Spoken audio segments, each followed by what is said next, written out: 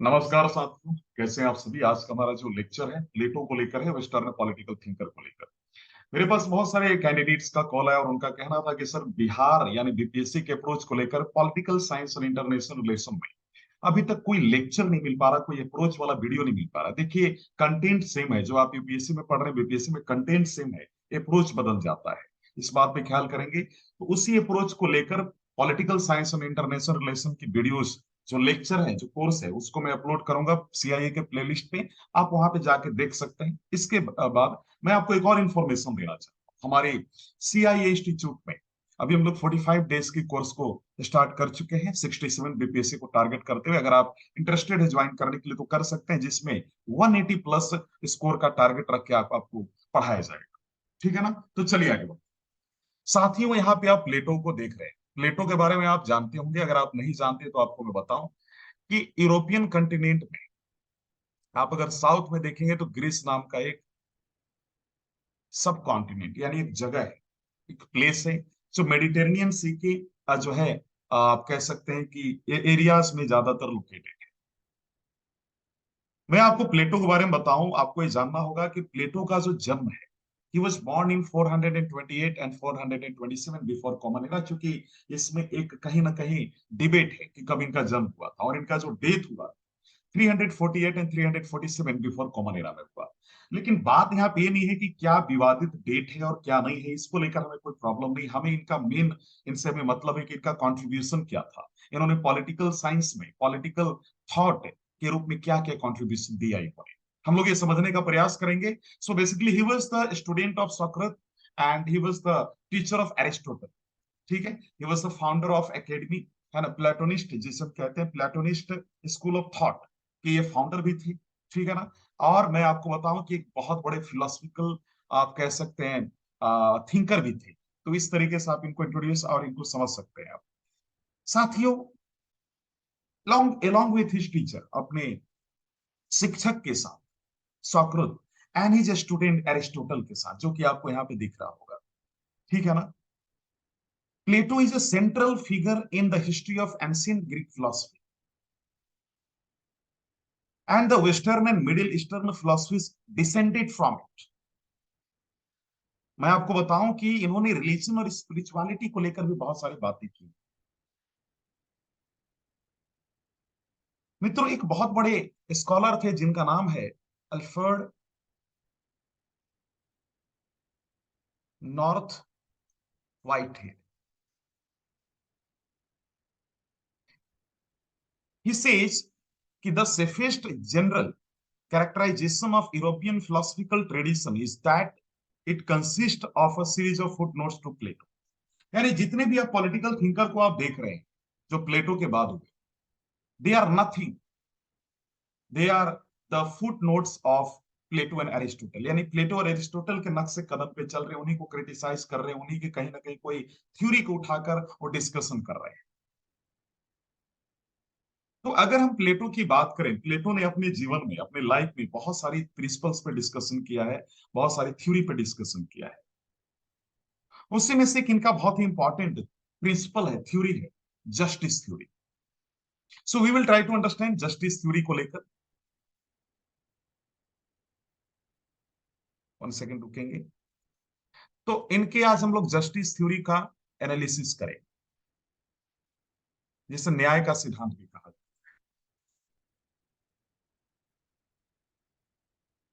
तो मित्रों, मैं आपको बताऊं कि एक ग्रीक राजनीतिक चिंतक है, यानी ग्रीस के रहने वाले एक पॉलिटिकल थिंकर है। हिस्ट्री में प्लेटो के एक बहुत बड़ा और एक आइडियलिस्टिक, आप कह सकते हैं, एक राजनीतिक विचारक के रूप में देखा गया है। आइडियलिस्टिक मतलब समझते हैं क्या होता है?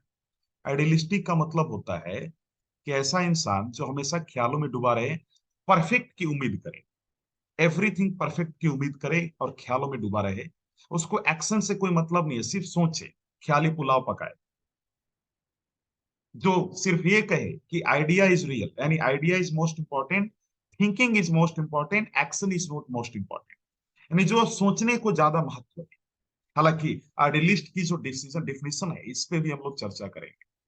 लेकिन मैं आपको एक मजे की बात बताऊं कि प्लेटो वाज द आइडियलिस्ट, यानी प्लेटो एक आदर्शवादी चिंतक था। प्लेटो ज्यादातर सोचने में रखता था विश्वास कि भाई ये समस्या है, ऐसे होना चाहिए था, ये इसका सॉल्यूशन है, लेकिन उसने करना ये नहीं बताया कि करना कैसे। प्लेटो ने ये नहीं बताया। प्लेटो हमेशा ख्यालों में सॉल्यूशन देता था, सोच सोच कर, वो करने का तरीका नहीं बताता था। अक्सर आपने अपने लाइफ में देखा भी होगा ऐसे लोगों को, है ना, बोल दिए कि भाई ये बताइए कि इसको काम को कैसे करना, तो बहुत लोग बोलते हैं ना, देखो ये होता, ये समस्या सॉल्व हो जाता, आज अगर महात्मा गांधी होते तो ये हो जाता। भाई वो तो ठीक है, आप ये सॉल्यूशन दो ना कि क्या होना चाहिए उसका। तो नहीं, एक बहुत अच्छा राजा होना चाहिए था, ये होना चाहिए था, मैं आईएएस बनूंगा, मैं ये करूंगा वो करूंगा। आप एक्शन तो करो, प्लान तो करो कि क्या करना है, कैसे करना है। सिर्फ ख्याल या प्लान करने से कुछ नहीं होता, एक्शन भी करो। तो यही तो अरिस्टोटल कहते हैं प्लेटो, कि प्लेटो को मैं क्रिटिसाइज नहीं कर रहा हूं, बस एक चीज को लेकर मैं क्रिटिसाइज कर रहा हूं कि प्लेटो बहुत सोचता था, बहुत ही ज्यादा काल्पनिक चीजों के बारे में डिस्कशन करता था। वो कभी ये नहीं बताया जो उसने सोचा, जो कल्पना किया, उसने ये नहीं बताया कि इसको करना कैसे है। अरिस्टोटल जो है प्लेटो के एक बहुत बड़े डिसाइपल भी है, मैं आपको बताऊं, बहुत बड़े वाले छात्र, है ना। तो वो कहते हैं अरिस्टोटल कि देखिए मैं उनका छात्र हूं, मैं मानता हूं, लेकिन मेरे गुरु में जो कमियां दिखेंगी मैं उसको सुधारूंगा, उनको मैं बोलूंगा कि गुरु जी ये कमी है, इस पे आप जरूर गौर फरमाएं। बेसिकली आपको मालूम होगा कि सुकरात के बारे में आप सभी जानते होंगे, सुकरात प्लेटो के गुरु का नाम है। सुकरात भी जो थे ग्रीस से थे। सुकरात के बारे में आपको बताऊं तो सुकरात को डेमोक्रेसी के कारण इनकी मृत्यु हुई थी। यानी जिस समय सुकरात को जहर देकर मारा गया था, हालांकि वो जेल में थे, उनको एक सजा के तौर पे जहर दिया गया था। मैं इसके बारे में डिस्कशन करूंगा इन एनी अदर क्लासेस, दूसरे क्लासेस में सुकरात के बारे में। तो सुकरात को जब ये जहर दिया जाने लगा, वहां के जब पनिशमेंट मिला ग्रीस में इनको, सुकरात को मैं बताऊंगा इनके बारे में, तब आपको समझाऊंगा कि सुकरात को क्या सजा मिला था। तो सुकरात को जो सजा मिला, तो उसमें सुकरात ने बोला कि ठीक है मैं मर जाऊंगा। उसमें प्लेटो सुकरात को बोलते हैं कि गुरु जी आप ये बताएं, आपके लिए मैंने सब चीज व्यवस्था कर दिया है, जेल से निकलकर भाग सकते हैं आप। सुकरात कहते हैं कि प्लेटो अगर मैं अभी भाग गया ना, तो मेरी जो थिंकिंग है, मेरे जो विचार हैं, जो मैंने मैसेज दिया है सोसाइटी को, वो मर जाएगा, मेरे भागते ही मर जाएगा। क्यों? क्योंकि लोग कहेंगे अरे यार ये तो भगौड़ा है। जब ये जो इंसान खुद ही भाग रहा है वो क्या मैसेज देगा, ये इंसान विश्वास लायक नहीं है, वो मुझे क्रिमिनल मान लेंगे। सुकरात ने बोला कि अगर मैं भाग गया तो मेरे भागने के साथ ही मेरी विचारधारा खत्म हो जाएगी, मेरी मैसेज खत्म हो जाएगी। और अगर आज मैं जहर पी लेता, तो जो मेरी मैसेज है, जो मैं बेहतर करना चाहता था सोसाइटी को, जो मैं सोसाइटी को समझाना चाहता था वर्ल्ड, जो मेरे थॉट थे, वो कभी मरेंगे नहीं, हमेशा एलाइव रहेंगे। तो इस कारण से सुकरात ने जहर पी लिया था। और प्लेटो अपने गुरु से बहुत प्रेम करते थे, सुकरात से। तो सुकरात के मरने के साथ ही, चूंकि सुकरात की मृत्यु डेमोक्रेसी में हुआ था, डेमोक्रेसी उस समय ग्रीस में डेमोक्रेसी था, लोकतंत्र, तो प्लेटो को डेमोक्रेसी से नफरत होने लगा। हालांकि सुकरात के साथ ऐसा क्यों हुआ, सुकरात कौन थे, ये सभी चीजों पे डिस्कशन हम लोग करेंगे आने वाले लेक्चर में। सुकरात की पूरी जीवनी खंगालेंगे, पूरी बायोग्राफी खंगालेंगे। बस अभी इतना जान लीजिए कि सुकरात को जब डेथ हुआ, तो उस डेथ से प्लेटो बहुत टूट चुके थे। वो अलग अलग वर्ल्ड में घूमे, वर्ल्ड की अलग अलग कंट्रीज में, वहां पे अलग अलग जो कंट्रीज के फिलोसफिकल वर्क्स थी उसको उन्होंने पढ़ा। हालांकि कुछ लोग तो कहते हैं कि प्लेटो इंडिया में भी विजिट किए थे, अब इसमें कितनी सच्चाई है कितनी नहीं मुझे नहीं मालूम। कुछ लोगों का यह भी कहना है कि प्लेटो ने रामचरितमानस या जो रामायण टेक्स्ट है वो भी पढ़े थे। शायद यही वो कारण था कि उन्होंने राम राज्य की कंसेप्ट दी थी, लेकिन इसमें कितनी सच्चाई है कितनी नहीं, इसके बारे में बाद में हम लोग चर्चा करेंगे। हालांकि प्लेटो ने राम राज्य का कंसेप्ट दिया नहीं, इन्होंने फिलोसफर किंग की बात की है, कि एक ऐसा राजा हो जहां पे कोई प्रॉब्लम नहीं हो, है ना। जो जिस तरीके से इन्होंने फिलोसफर किंग यानी दार्शनिक राजा की क्वालिटी बताई है और उसके शासन की कला के बारे में जिक्र किया है, उसको अगर आप समझेंगे ना, तो आपको लगेगा कि राम राज्य के बारे में बात कर रहे हैं। है तो प्लेटो भारत में आए कि नहीं आए एक विवाद का विषय। प्लेटो पे आते, तो प्लेटो ने अपने जीवन में बहुत सारी थ्योरी दी। तब जब वो लौट कर इधर उधर वर्ल्ड में, जब वो पूरा भ्रमण किया, इन्होंने टूर किया, जब ये वापस ग्रीस पहुंचते हैं, तो उन्होंने बहुत सारी थ्योरी जो है देना शुरू किया था, बहुत सारी चीजों पे डिस्कशन किया था। तो बहुत सारे इन्होंने प्रिंसिपल्स को पब्लिश किया था। उन्हीं सारे प्रिंसिपल्स में से एक था जस्टिस थ्योरी। प्लेटो की अगर जस्टिस थ्योरी को अगर आप ध्यान से देखेंगे मेरे प्यारे मित्र, तो आप पाएंगे कि प्लेटो जो था, अपने जस्टिस थ्योरी के माध्यम से एक ऐसे गवर्नेंस की इमेजिनेशन करता था जिसका जो गवर्नेंस है, सबसे श्रेष्ठ व्यक्ति, जो बेस्ट पीपल होगा, जो बेस्ट इंडिविजुअल होगा, वो करेगा। तो प्लेटो की जो न्याय की धारणा है, जो न्याय का, जो जस्टिस का जो इसका कंसेप्ट है, इसमें एथेंस में, चूंकि एथेंस से प्लेटो बिलोंग करता था, तो एथेंस में जो उस समय सोशल एंड पॉलिटिकल जो करप्शन था, जो प्रॉब्लम था, जहां पे लोकतंत्र तो था, और लोकतंत्र के नाम पर, यानी डेमोक्रेसी के नाम पर, वहां पे एरिस्टोक्रेसी फल फूल रहा था, जिसकी वजह से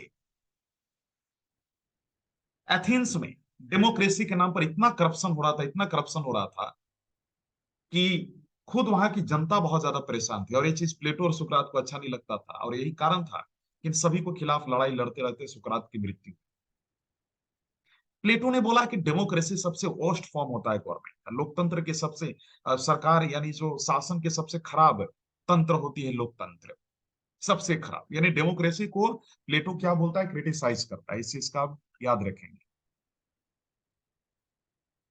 तो जो राजनीतिक यानी पॉलिटिकल टर्मुलेंस था एथेंस में डेमोक्रेसी के कारण, हालांकि डेमोक्रेसी तो था नहीं, वहां तो एरिस्टोक्रेसी था, कुछ लोग ही सिर्फ सरकार चला रहे थे, डेमोक्रेसी तो सिर्फ नाम का था। इस चीज से बड़ी नफरत करते थे प्लेटो, चाहे वो एरिस्टोक्रेसी हो या डेमोक्रेसी, कुलीन तंत्र हो या लोकतंत्र। क्योंकि जो सुकरात थे ना, तो सुकरात की साथियों मृत्यु से प्लेटो की जो हृदय था, जो कंसाइंस था, वो लोकतंत्र से भर गया था, मतलब उनका मन हट गया था, उचट गया, जिसे बिहार में कहते हैं कि मन उचट गया था, लोकतंत्र डेमोक्रेसी से उनको नफरत हो गया था। इसलिए अपनी जस्टिस की थ्योरी में प्लेटो ने एक ऐसे गवर्नेंस की इमेजिनेशन की है, गवर्नेंस की इमेजिनेशन की है, जो सबसे बेस्ट राजा इसको गवर्न करेगा। बेसिकली जब सुकरात की, मैं तो बता ही रहा था कि सुकरात के डेथ के बाद वो बहुत जगह घूमे थे, और काफी स्कॉलर्स कहते हैं कि इंडिया में रामायण या फिर रामचरितमानस का भी, रामचरितमानस तो बाद में आया ना, ये तो तुलसीदास के समय, रामायण के बारे में भी इन्होंने अध्ययन किया था। तो रामायण में इनको बहुत सारी चीजें मिली थी, इन्होंने राम राज्य यानी लॉर्ड राम के पर्सनालिटी से काफी इन्फ्लुएंस हुए थे, ऐसा लोग कहते हैं। इसमें सच्चाई है कि नहीं ये मालूम नहीं है, लेकिन बहुत सारे स्कॉलर ने कहा है। तो इन्होंने एक ऐसे राजा की कल्पना की जो सारी प्रॉब्लम को ठीक कर सकता था। तो बेसिकली जस्टिस थ्योरी में एक किंग की इमेजिनेशन की है, परफेक्ट किंग की गई है। तो सवाल ये खड़ा होता है कि चलिए, हम लोगों ने जस्टिस थ्योरी में देखा कि किस बारे में डिस्कशन किया गया है, लेकिन जस्टिस का मतलब होता क्या है, पहले ये समझते हैं। मित्रों, सबसे पहले समझेंगे, अकॉर्डिंग टू प्लेटो, आपको समझना होगा, ये प्लेटो की मेन प्रॉब्लम रही है कि समाज में जस्टिस नहीं है, बहुत डिस्क्रिमिनेशन है, बहुत ज्यादा कोई एक्सप्लॉइट कर रहा है, बहुत ज्यादा समस्या है। प्लेटो मानते थे कि अगर सोसाइटी में अगर जस्टिस आ जाए तो सारी समस्याएं अपने आप खत्म हो जाएंगी। तो प्लेटो ने इसी प्रॉब्लम के सॉल्यूशन के लिए अपने उम्र की 40 इयर्स में, यानी 40 साल के जब वो थे, 40 वर्ष के जब हुए वो, उस समय उन्होंने एक किताब लिखी थी जिसका नाम था द रिपब्लिक। इस बात को याद रखिएगा, इन्होंने एक किताब लिखी थी द रिपब्लिक, जिसका सब टाइटल था, उपशीर्षक, उपशीर्षक जिसे कह सकते हैं, कंसर्निंग जस्टिस। मतलब द रिपब्लिक किताब ऊपर लिखा और नीचे में कंसर्निंग जस्टिस लिखा हुआ है। इसका मतलब होता है न्याय के संबंध में। तो बेसिकली इनका जो किताब था द रिपब्लिक, वो कंसर्निंग जस्टिस यानी न्याय के संबंध में, यानी जस्टिस को लेकर बहुत सारी चीजें रिपब्लिक बुक में लिखी गई, बहुत सारी प्रिंसिपल्स लिखी गई थी। तो प्लेटो ने आइडियल स्टेट मतलब द बेस्ट स्टेट, स्टेट मतलब कंट्री यहाँ पे डिनोट किया जा रहा है। तो आइडियल स्टेट के बनाने के लिए ही एक उनका एम था कि हम अपने जीवन में एक आइडियल स्टेट बनाएंगे, क्योंकि डेमोक्रेसी से खुश नहीं थे। उन्होंने बोला कि जो मैं आइडियल स्टेट बनाऊंगा, वहां पे ऐसा पॉलिटिकल सिस्टम रखूंगा जहां पे जो पॉलिटिकल इंस्टीट्यूशंस है, जो सोसाइटी है, जो इंडिविजुअल है, वो बहुत अच्छे तरीके से रहे, सभी चीज परफेक्ट हो, कोई समस्या ही ना हो। ऐसी बातें कर रहे थे मानो जो कभी संभव ही नहीं हो पाएगा। क्या एवरीथिंग परफेक्ट होता है? ये परफेक्शन की उम्मीद लगा के बैठे हुए थे प्लेटो। इसी को लेकर एक बहुत बड़े थिंकर हैं जिनका नाम है इबन ह्यूम। इबन ह्यूम सेज इबन ह्यूम सेज व्हाट इबन ह्यूम सेज, इबन ह्यूम का कहना है कि प्लेटो का जो जस्टिस से रिलेटेड जो एक्सप्लेनेशन है उसमें उसके पॉलिटिकल फिलॉसफी के सभी एलिमेंट्स मिलते हैं। तो अगर प्लेटो की अगर पॉलिटिकल थिंकिंग या फिर फिलोसफिकल थिंकिंग को अगर आप कहीं एक जगह अगर आप पढ़ना चाहते हैं कि प्लेटो किस तरीके से सोचता था, किस फिलोसफिकल बेसिस पे बात करता था, वो आपको एक ही जगह मिल जाएगा। वो एक ही प्रिंसिपल है, उस जगह आपको सारा मिल जाएगा और उसको अगर आप पढ़ेंगे तो उस प्रिंसिपल का नाम है जस्टिस थ्योरी। इबन विन कहते हैं। तो इस प्रकार इबन विन जो है एक बहुत बड़े सपोर्टर हुए प्लेटो के जस्टिस थ्योरी के और प्लेटो के पर्सनालिटी के। तो याद रखिएगा एग्जाम में आपको ये लिखना होगा। तो जो रिपब्लिक नाम की जो बुक है, द रिपब्लिक नाम की जो बुक है, इसमें प्लेटो ने जस्टिस को लेकर जो बात किया है इसको दो तरीके से यहाँ एक्सप्लेन किया है जस्टिस को प्लेटो ने। प्लेटो कहते हैं कि देखिए जस्टिस दो प्रकार की। पहला इंडिविजुअल जस्टिस यानी व्यक्तिगत न्याय, और दूसरा इन्होंने बोला है सोशल जस्टिस यानी सामाजिक न्याय। तो जो रिपब्लिक बुक है इसमें जो जस्टिस को लेकर इन्होंने बातें की, बेसिकली पूरी रिपब्लिक बुक में ही जस्टिस को लेकर लिखा गया है। जस्टिस ही एक टारगेटेड एरिया है। इसी में इन्होंने जस्टिस को दो तरीके से एक्सप्लेन किया कि जस्टिस देखिए दो प्रकार का होता है, एक होता है इंडिविजुअल और सोशल जस्टिस होता है। तो इसी कंटेक्स्ट में प्लेटो ने क्रिटिक्स और फिलोसफर्स दोनों को एक ही रूप में कार्य किया है। यानी जो इसी पर्टिकुलर मुद्दे को लेकर जस्टिस थ्योरी के मुद्दे को लेकर प्लेटो ने एक क्रिटिक्स के रूप में और एक फिलोसफर के रूप में दोनों तरीके से कार्य किया, काम किया है, बोला है। क्योंकि अपने से पहले जितने थिंकर्स आए थे, प्लेटो के पहले जितने भी थिंकर आए, उन्होंने जो जस्टिस को लेकर जो बोला था, तो जस्टिस को लेकर जितने लोगों ने बोला, जो प्लेटो के पहले जो थिंकर्स आए थे, प्लेटो ने अपने इस बुक में, रिपब्लिक बुक में, उनकी बुराई भी किया है और ये बोला है कि वो जो थिंकर्स थे मेरे से पहले, वो गलत सलत बातें किया करते थे। उनकी जो थिंकिंग थी उसमें मैं सुधार करके इस बुक में लिखा हूं और अपनी भी मैंने एक नया इनोवेशन जस्टिस को लेकर इसमें दिया है इस किताब में। प्लेटो के अकॉर्डिंग, अकॉर्डिंग टू प्लेटो, अब बात को समझिएगा, अकॉर्डिंग टू प्लेटो जो जस्टिस है, जो सोशल एंड इंडिविजुअल लाइफ जो है, इंडिविजुअल लाइफ की एक सेंट्रल प्रॉब्लम है। यानी justice is the central problem of social and individual life. चाहे आप सोसाइटी में देख लीजिए, प्लेटो कहते हैं कि चाहे आप सोसाइटी में देख लो आप, या फिर आप अपने पर्सनल लाइफ में देख लो आप हमेशा अगर दुखी है ना, या अगर आप खुश भी हैं, तो उसका एक ही रीजन है कि अगर आप खुश हैं तो आपको जस्टिस मिल गया, अगर आप दुखी हैं तो आपको जस्टिस नहीं मिला। उदाहरण के तौर पे, आप दुखी इसलिए हैं कि आप एग्जाम फेल कर गए, तो आप कहते हैं कि नहीं कि यार मैंने मेहनत नहीं किया, या तो मैंने खुद से जस्टिस नहीं किया, या एग्जाम ने मेरे साथ जस्टिस नहीं किया, या पूरी सिस्टम ने मेरे साथ जस्टिस नहीं किया जिससे आज मेरी ये हालत है। इसकी वजह से आप दुखी हैं, तो आप अक्सर ब्लेम करते हैं खुद को, दूसरों को भी। तो इन्होंने बोला कि देखिए जस्टिस, अगर न्याय मिले तो समाज और जो व्यक्तिगत जो जीवन है, निजी जीवन, यानी सोसाइटी और जो इंडिविजुअल है, इसकी लाइफ की सारी प्रॉब्लम्स अपने आप खत्म हो जाएगी। So justice is a central problem. तो सभी को जस्टिस मिलना चाहिए, ऐसी बात प्लेटो ने की। मैं आपको बताऊं मित्रों कि एक बहुत ही इंपॉर्टेंट बात आपको समझना है, और वो क्या है, वो है कि जो प्लेटो था, प्लेटो हर बार इसी चीज पे जोर देता था कि सभी को जस्टिस मिलना चाहिए।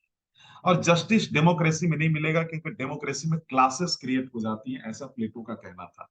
कोई अमीर कोई गरीब, कैसे यहाँ पे मिलेगा? अमीर हमेशा एक्सप्लॉइट करेगा, है ना, गरीब हमेशा एक्सप्लॉइट होते रहेगा। तो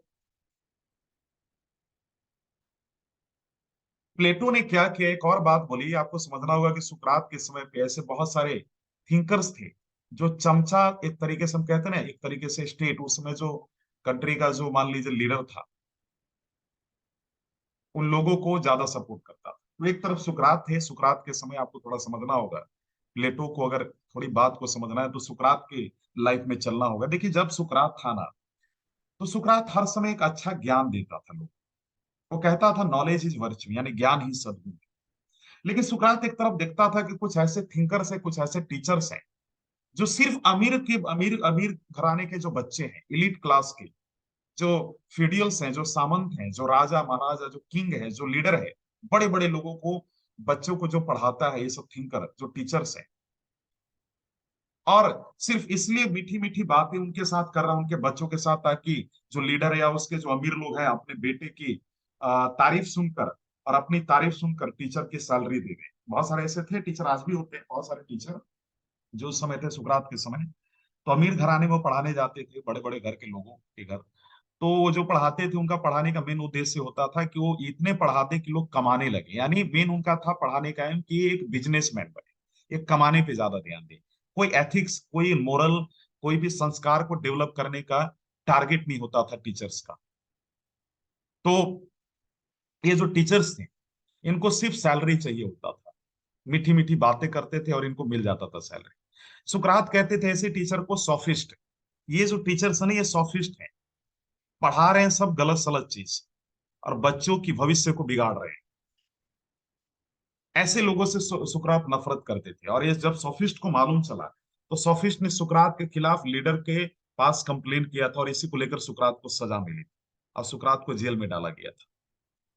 तो एक तरीके से सुकरात के बहुत बड़े छात्र थे प्लेटो, तो सुकरात की हर बात को पालन करते थे प्लेटो।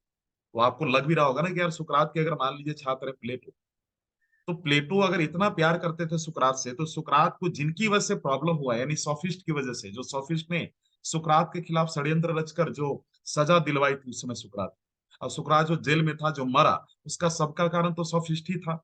सोफिस्ट जो टीचर्स थे, झूठे पढ़ाने वाले टीचर, क्योंकि उनको पसंद नहीं था कि सुकरात उनके पेट पे लात मार रहा है, हालांकि सोफिस्ट गलत तरीके से पढ़ाते थे। तो प्लेटो सोफिस्ट से बड़ा नफरत करता था, इन सोफिस्टों से, ऐसे टीचर्स थे। प्लेटो कहता था कि जो सोफिस्ट, इन्होंने जो झूठी बातें पढ़ाई हैं, जो फैलाई हैं सोसाइटी में, इससे मैं नफरत करता हूं। तो इसलिए प्लेटो ने उन झूठे विचारों, वो जो फॉल्स कंसिस्टनेस था, जो थिंकिंग था, जिन्हें सोफिस्टों ने गलत तरीके से फैला रखा था सोसाइटी में, उसी से नफरत करते थे। और प्लेटो कहते थे कि सोफिस्ट के कारण सोसाइटी में जस्टिस नहीं मिल रहा है, क्योंकि गलत सलत पढ़ा दे रहा है, जस्टिस को अलग तरीके से डिफाइन कर दे रहा है, और लोग उसी को मानकर सच जस्टिस का पालन कर रहे हैं। लेकिन जो चीज वो जस्टिस, जिस तरीके से जस्टिस को पालन कर रहे हैं लोग, वो रियल जस्टिस नहीं है। जस्टिस तो इक्वालिटी है, जस्टिस तो फ्रीडम है, ये प्लेटो बात करते हैं। इसलिए प्लेटो ने रिपब्लिक नाम की जो इनकी बुक है ना, रिपब्लिक नाम की जो इनकी बुक है, इसमें प्लेटो ने डायलेक्टिक्स पे ज्यादा जोर दिया, डायलेक्टिक्स। हालांकि मैं आपको बताऊं, डायलेक्टिक्स के फाउंडर और एक जन्मदाता सुकरात माने जाते हैं। बेसिकली डायलेक्टिक्स में क्या होता है कि मान लीजिए कोई इशू है ना, कोई इशू है, मान लीजिए कोई इशू है, कोई मुद्दा है, थेसिस है, उसके खिलाफ कोई दूसरा काउंटर करेगा, जिसको हम एंटीथेसिस भी कह सकते हैं। अब जब मान लीजिए कि इशू जो है, अगर ये मान लीजिए कि ये कहा जाए कि भगवान है, और अगला इंसान बोल रहा है भगवान नहीं है, इसने एविडेंस दे दिए, और इसने भी एविडेंस दी, लेकिन बाद में इस बंदे को लगने लगा कि यार मेरा तो एविडेंस कम हो रहा है, और ये बंदा के पास एविडेंस ज्यादा है, ये प्रूफ करने के लिए कि गॉड है। तो ऐसे समय पे इसका जो नॉलेज हो जाएगा पेरिफेरल हो जाएगा, यानी कमजोर हो जाएगा। तो जब कमजोर होगा, तो ये जो बंदा है जो एंटीथेसिस दे रहा था, ये अपने आप उस बात को मान लेगा, इस प्रकार इसको रियल नॉलेज मिल जाएगा, क्योंकि रियल नॉलेज का मतलब है कि गॉड है। ऐसा प्लेटो और सुकरात भी कहते थे। तो जो बंदा गॉड को नहीं मान रहा, उसके साथ काउंटर कीजिए, डिबेट कीजिए, वो अपने आप हार जाएगा, और आपकी बात को मान लेगा। और जब बात को मानेगा, तो वो अपने आप जो है उसको रियल नॉलेज मिल जाएगा। ऐसा हमारे सुकरात कहते थे कि ज्ञान को प्रचार करना है, ज्ञान अगर किसी को देना है, तो ये बेस्ट मेथड। तो प्लेटो कहते थे कि जो सोफिस्ट है ना, सोफिस्ट गलत तरीके से बातों को पढ़ा रहे हैं लोग, इनके साथ एक डायलेक्टिक्स होना चाहिए।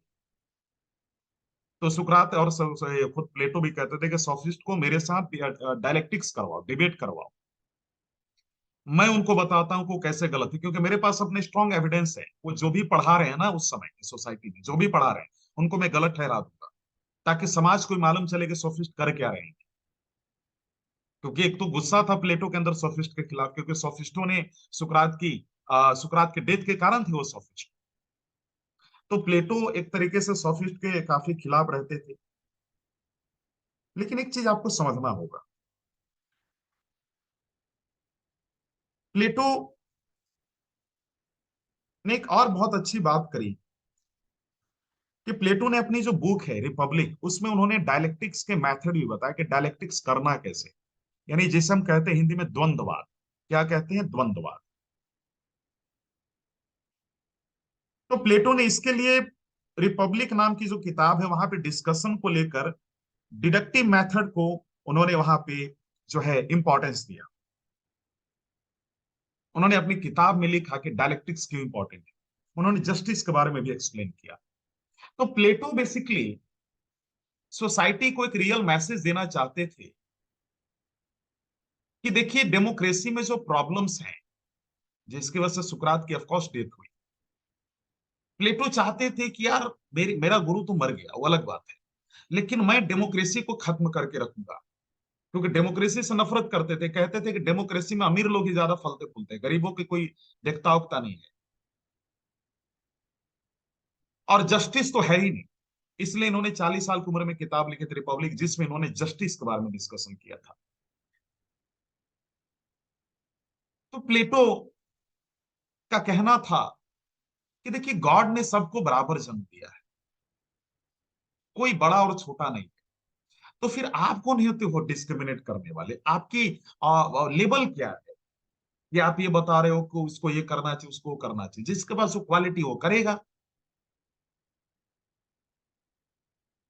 तो प्लेटो हमेशा जस्टिस के सपोर्ट में रहते थे, और उस समय के जो डेमोक्रेटिक लीडर्स थे, जो सॉफिस्ट थे, प्लेटो की इस बात से चिढ़ते थे। और शायद यही चिढ़ के कारण प्लेटो के गुरु सुकरात को उन लोगों ने सजा दी थी। तो प्लेटो ने अपने जीवन में बहुत सारी विचार व्यक्त किए हैं। प्लेटो चाहता था कि जो एथेंस है, जहां का रहने वाला है प्लेटो, उस पर्टिकुलर स्टेट का यानी कंट्री का हालत सुधरे, क्योंकि बहुत बुरा हालत हो चुका था। एथेंस बर्बाद हो रहा था। प्लेटो को अच्छा नहीं लग रहा था। प्लेटो चाहता था कि एथेंस में सारी चीजें ठीक हो जाए, बहुत चिंतित रहता था। प्लेटो सुकरात को अपने पेरेंट्स के रूप में देखता था। जो सबसे ज्यादा जिससे प्यार करता था उसी की डेथ हो गई इन लोगों के कारण। तो प्लेटो ने ये कसम खाई थी कि मैं एथेंस को सुधार दूंगा, और उसके लिए उन्होंने बहुत सारी थ्योरी दी, और उन्होंने कोशिश किया कि थ्योरी जनता को मैं बताऊं, ताकि जनता एक दिन इस चीज को सपोर्ट करे और शायद कुछ बदलाव आ जाए। तो मित्रों, हम लोग प्लेटो के बारे में और पढ़ेंगे। आज के लिए इतना ही, फिर हम लोग कल मिलते हैं। यकीन माने टॉपिक टफ नहीं है। जो हवा फैला दिया गया मेरे प्यारे मित्रों की बहुत टफ होता है पॉलिटिकल साइंस, कुछ टफ नहीं है। सिर्फ चुपचाप सुनते रहिए और मजा लेकर पढ़िए, और कुछ नहीं करना है। तो आज के लिए इतना ही, फिर हम लोग कल मिलते हैं। धन्यवाद। Have a nice day. आप सभी अच्छे से रहें। धन्यवाद।